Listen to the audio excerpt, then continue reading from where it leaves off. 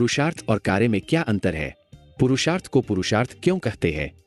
पुरुषार्थ शब्द किसी लिंग विशेष के लिए नहीं, हालांकि उनके द्वारा किए जाने वाले कार्यों के लिए प्रयोग किया जाता है।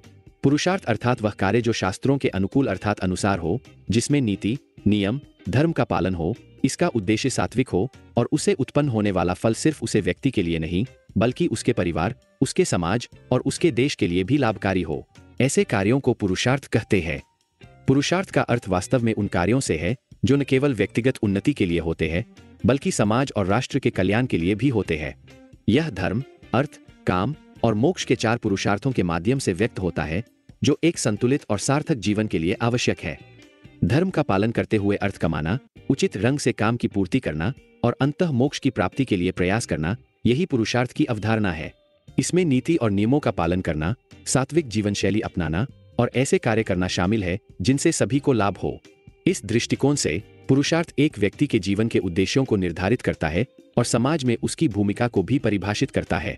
यह व्यक्तिगत और सामाजिक उत्थान के बीच संतुलन स्थापित करता है और एक ऐसे समाज की रचना करता है जहां प्रत्येक व्यक्ति के कार्य से सभी को लाभ हो, जिनका स्वभाव महान होता है, जिनका चरित्र निर्मल होता है, जो स्वभाव से ही क्षमावन, निडर और त्यागी होते हैं। उनके कर्म सदैव पुरुषार्थ कहलाते हैं। क्योंकि कार्य और पुरुषार्थ में अंतर है। कार्य जो हर मनुष्य अपने लिए करता है, अपने स्वार्थ पूर्ति के लिए करता है, अपने शरीर पालन के लिए करता है, जबकि पुरुषार्थ हमेशा ही निस्वार्थ भाव से दूसरों के लिए किया जाता है। वह दूसरे हमारा परिवार भी हो सकते हैं, हमारा समाज भी हो सकता है और हमारा देश भी हो सकता है। जिनका स्वभाव महान होता है, जिनका चरित्र निर्मल होता है, जो स्वभाव से ही क्षमाशील, निडर और त्यागी होते हैं, उनके कर्म वास्तव में पुरुषार्थ कहलाते हैं। यह सही है कि कार्य और पुरुषार्थ में एक महत्वपूर्ण अंतर होता है। कार्य वे होते हैं जो हर मनुष्य अपने लिए, अपने स्वार्थ पूर्ति के लिए और अपने दैनिक जीवन के पालन के लिए करता है। वहीं पुरुषार्थ वे कर्म होते हैं जो निस्वार्थ भाव से दूसरों के लिए, समाज और राष्ट्र के कल्याण के लिए किए जाते हैं। ये कर्म न केवल व्यक्ति के लिए बल्कि उसके परिवार, समाज और देश के लिए भी लाभकारी होते हैं।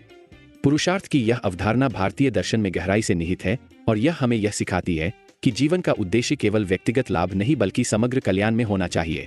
ऐसे कर्म जो उच्च आदर्शों और मूल्यों पर आधारित होते हैं, वे हमें एक उच्चतर जीवन की ओर ले जाते हैं और समाज में सकारात्मक परिवर्तन लाने में सहायक होते हैं।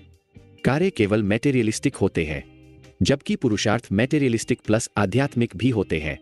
कार्य से उत्पन्न फल केवल देह पोषण या मैटेरियलिस्टिक पोषण में काम लगते हैं, जबकि पुरुषार्थ से उत्पन्न हुआ फल देह पोषण के साथ साथ हमारी अंतर आत्मा को भी पोषित करता है, आत्मसंतोष, शांति जैसे भाव माध्यम से। पुरुषार्थ से उत्पन्न हुआ फल व्यक्ति के साथ साथ उसके परिवार, समाज और देश के लिए भी हितकारी होता है। यह जो अंतर बताया है, वह वास्तव में पुरुषार्थ और केवल कार्य के बीच की मूलभूत विभाजन रेखा को दर्शाता है। कार्य आमतौर पर मैटेरियलिस्टिक होते हैं, जिनका उद्देश्य भौतिक लाभ या देह पोषण तक सीमित होता है। इसके विपरीत पुरुषार्थ न केवल मैटेरियलिस्टिक लाभ प्रदान करते हैं, बल्कि आध्यात्मिक संतुष्टि और शांति भी प्रदान करते हैं।